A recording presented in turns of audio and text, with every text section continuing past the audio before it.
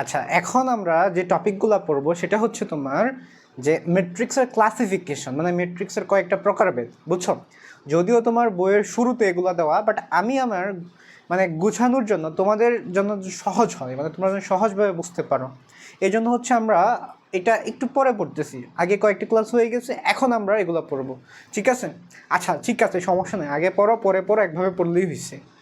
বুঝছো আমার কথা আমি কি বলছি? ঠিক আছে।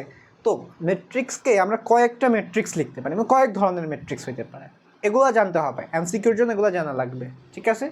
চলো আমরা স্টার্ট করতেছি। শুরুতে আমরা যেটা পাবো সেটা হচ্ছে তোমার সারি ম্যাট্রিক্স, ঠিক আছে? সারি, দেখো নাম শুনেই তোমরা বুঝতেছো যে কেমন হতে পারে এটা। সারি ম্যাট্রিক্স, সারি ম্যাট্রিক্স কি বলতো?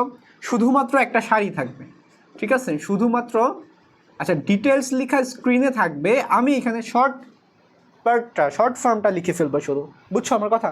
হুম, বুঝাইতে পারছি? ওকে ঠিক আছে, অনেকটা লিখলে আমার অনেক টাইম লাগবে, এতগুলো ক্লাসিফিকেশন লিখলে অনেক টাইম চলে যাবে, ঠিক আছে? বুঝছো? তাহলে আমরা শুধুমাত্র একটা যদি সারি থাকে, শুধুমাত্র মার্কার রেখে হইল, ওয়েট,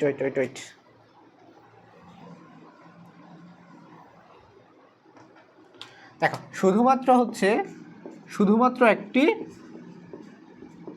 সারি থাকবে,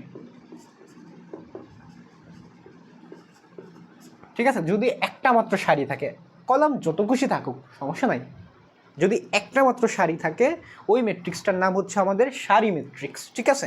চলো আমরা একটা এক্সাম্পল দিই। ধরো এ একটা ম্যাট্রিক্স, তাহলে এ একটা ম্যাট্রিক্স হইলে ধরো A11, A12, A13, এইভাবে dot dot dot dot dot dot, এটার মাত্র হচ্ছে 1/, দেখো সারি একটা, কলাম হচ্ছে n সংখ্যক, আমি জানি না, ডট ডট দিয়ে বুঝিয়ে দিছি, অনেকগুলো কলাম আসবে, ঠিক আছে? এটা একটা সারি ম্যাট্রিক্সের এক্সাম্পল, এটা একটা সারি ম্যাট্রিক্সের এক্সাম্পল, ঠিক আছে? ক্লিয়ার? সহজ না অনেক? এরপর আসো কলাম ম্যাট্রিক্স, ঠিক আছে? কলাম ম্যাট্রিক্স, ওয়েট, দেখো কলাম ম্যাট্রিক্স হচ্ছে সেম কথা, শুধুমাত্র একটা কলাম থাকবে, শুধুমাত্র একটা কলাম থাকবে, ঠিক আছে? একটা কি থাকবে? কলাম থাকবে, শুধুমাত্র একটা কলাম থাকবে। তাহলে এটা কেমন হবে বলো? কলাম ম্যাট্রিক্স হচ্ছে আমাদের শুধুমাত্র একটা কলাম থাকবে, ঠিক আছে? তাহলে চলো আমরা ম্যাট্রিক্সটা কেমন দেখি। ধরো এ একটা ম্যাট্রিক্স, এটা যদি কলাম ম্যাট্রিক্স হয় তাহলে জাস্ট কলাম দাও, A11, A21, A31, dot dot dot dot dot. দেখ কলাম একটা, বাট সারি কয়টা আমরা জানি না, ঠিক আছে? এখানে ধরো হচ্ছে AN1, সরি M1 দিই, ঠিক আছে? দেখো সারি অনেকগুলো না, বাট কলাম কয়টা? একটা, এর মাত্র হচ্ছে M/1। এটা হচ্ছে আমাদের একটা কলাম ম্যাট্রিক্স, শুধুমাত্র একটা কলাম থাকবে, যদি একটা কলাম থাকে কলাম ম্যাট্রিক্স, যদি একটা সারি থাকে তাইলে ওইটার নাম কি? সারি ম্যাট্রিক্স। ক্লিয়ার কথা? সব ঠিকঠাক বুঝছো? কোনো সমস্যা আছে? ঠিক আছে ঠিক আছে, তারপরে চলে যাই। তারপর আসা হচ্ছে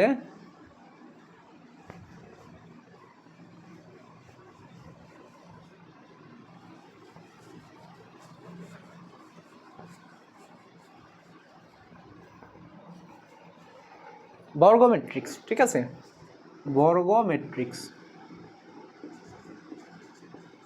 দেখো বর্গ ম্যাট্রিক্স এই ক্ষেত্রে তোমার সারি এবং কলাম সংখ্যা সমান হবে, সারি এবং কলাম সংখ্যা সমান থাকবে, সংখ্যা সমান থাকবে। ধরো আমাদের একটা ম্যাট্রিক্স এ এবং AI যে হচ্ছে ভুক্তি, তাহলে তার সারি অ্যান্ড কলাম, এই যে এইটা একটা ম্যাট্রিক্সের জেনারেল ফর্ম আমরা দেখছিলাম, সেক্ষেত্রে M আর N সমান হবে, যতগুলা সারি ততগুলা কলাম থাকবে, সহজ কথা, ঠিক আছে? বুঝছো আমার কথা কি বলছি?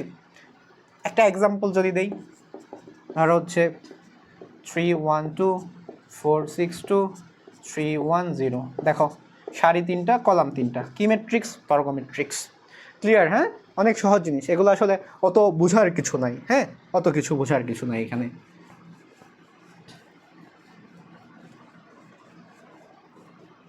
এরপর আসো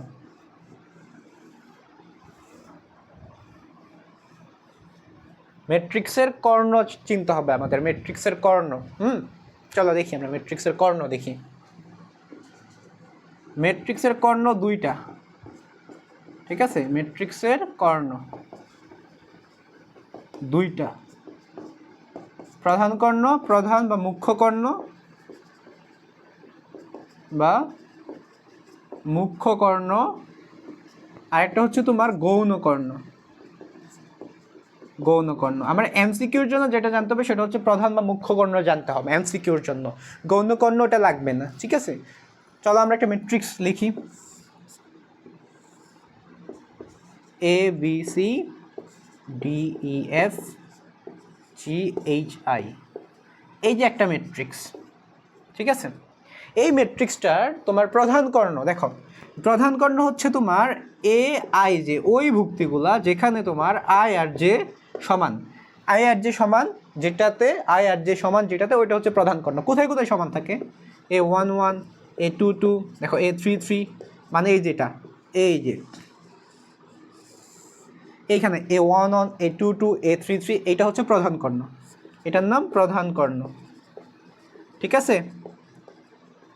আর এই যে আরেকটা কর্ণ যেটা আছে এখানে কিন্তু আই আর জে সমান না, এটা 13, এটা 22, এটা 31, তো সমান, আই আর জে সমান, সবসময় সমান না, এটার নাম হচ্ছে তোমার গৌণ কর্ণ বা সেকেন্ডারি ডায়াগোনাল, গৌণ কর্ণ।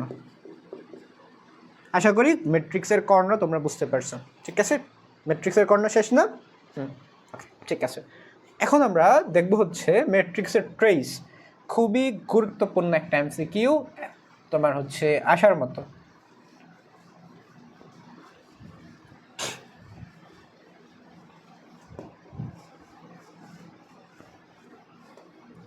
ওকে, ম্যাট্রিক্সের ট্রেস,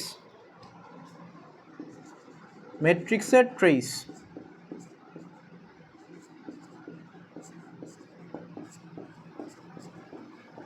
ইংলিশে বলবো trace of matrix, trace of matrix, অথবা আমরা এটাকে লিখতে পারি, আচ্ছা দেখো, ধরো আমাদের যদি একটা বর্গ ম্যাট্রিক্স থাকে, আচ্ছা বর্গ ম্যাট্রিক্স না হলে কিন্তু কর্ণ হবে না, কর্ণ হওয়ার জন্য অবশ্যই অবশ্যই বর্গ ম্যাট্রিক্স হওয়া লাগবে, তাই না? ধরো একটা ম্যাট্রিক্স আছে A B C D E F G H I, তাহলে এই ম্যাট্রিক্সের ট্রেস হচ্ছে তোমার প্রধান কর্ণের ভুক্তিগুলোর যোগফল। কি বলছি? প্রধান কর্ণের ভুক্তিগুলোর যোগফল হচ্ছে ম্যাট্রিক্সের ট্রেস। ট্রেস হচ্ছে টি আর অফ এ হচ্ছে তোমার প্রধান কর্ণ, এই দেখো, এই যে প্রধান কর্ণের ভুক্তিগুলোর যোগফল এ প্লাস ই প্লাস আই, এই যে এটা হচ্ছে ম্যাট্রিক্সের ট্রেস। ক্লিয়ার কিনা দেখো কি বলছি? প্রধান কর্ণের ভুক্তিগুলোর যোগফলকে হচ্ছে ম্যাট্রিক্সের ট্রেস বলে। কথা ক্লিয়ার?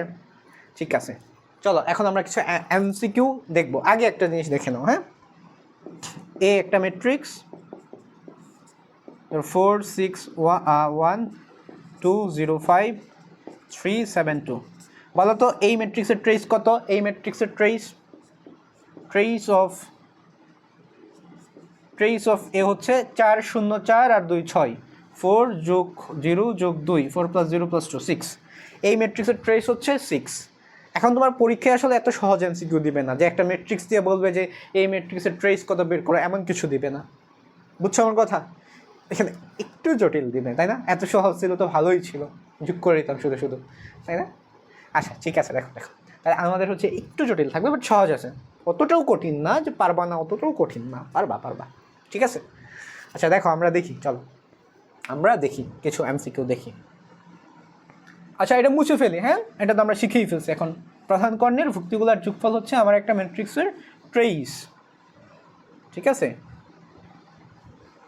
ওকে, ধরো এ একটা ম্যাট্রিক্স 7 5 4 3 2 1 6 0 5, সরি এটা 5 না দিয়ে আমি এ দিলাম, ঠিক আছে? আমি তোমাকে কোয়েশ্চেন করছি এই ম্যাট্রিক্সের trace of A equal to 12 হলে, আচ্ছা 11 হলে এ কত? তোমার কোয়েশ্চেন হবে এইটা, তাহলে আমার টোটাল ট্রেস কিন্তু দিয়ে দিছি কত? 11, এ কত জিজ্ঞেস করছে, তো ট্রেসটা আমরা বের করি 7 + 2 + a, and according to the question প্রশ্ন মতে এই টোটাল ট্রেসটার ভ্যালু হচ্ছে 11, তাহলে এখন আমরা এখান থেকে a এর ভ্যালু বের করবো। 7 + 2 9, 9 + a = 11, 9কে ওই পাশে নিলে 11 - 9 a হচ্ছে 2। আচ্ছা দেখো, আমরা যদি আরও একটা কোয়েশ্চেন সলভ করি ম্যাট্রিক্সের ট্রেসের, তাহলে আমরা দেখবো হচ্ছে এটা মুছে ফেলি, ঠিক আছে, এটা মুছে ফেলি। ধরো হচ্ছে আচ্ছা সেম ধরনেরই থাকবে, ধরো আমি এখন মানে এখানে সেম টাইপের কোয়েশ্চেন থাকবে, এমসিকিউতে যদি আসে সেমভাবে থাকবে, আলাদা কিছু থাকবে না। ধরো এখন আমি এখানে তোমার অন্য একটা ভ্যালু দিলাম, ধরো হচ্ছে এখানে দিলাম -1, ঠিক আছে, -1 দিয়ে বলছি এখানে ধরো বি, ঠিক আছে, বি। তো এখন দেখো এই কোয়েশনটাই সেম কোয়েশনটা বলছে ট্রেস অফ এ 11 হলে বি কত। আমি তোমাকে জিজ্ঞেস করছি এখন বি কত, ঠিক আছে, এখন বি কত, বি কত। তাহলে চলো আমরা আবার বের করি। তাহলে এইখানে দেখো ম্যাট্রিক্সের ট্রেস কত, 7 যোগ করো, প্রথম গুণের ভুক্তিগুলো যোগ করো, 7 - 1 + b = according to the question এটার ভ্যালুটা কত, 11। 11 হলে এখান থেকে বি 7 - 1 কত, 6 না, তো 6 + b = হচ্ছে 11। 6কে ওই পাশে পাঠাইলে 11 - 6 মানে 5। ভি এর ভ্যালু কত, এই ভি এর ভ্যালু হচ্ছে 5। এটা আমার আনসার। আমি আশা করি ম্যাট্রিক্সের ট্রেস রিলেটেড প্রশ্ন তোমরা সবগুলো পারবা। এমসিকিউর জন্য খুবই ইম্পর্টেন্ট একটা টপিক হচ্ছে ম্যাট্রিক্সের ট্রেস। কথা ক্লিয়ার? ঠিক আছে।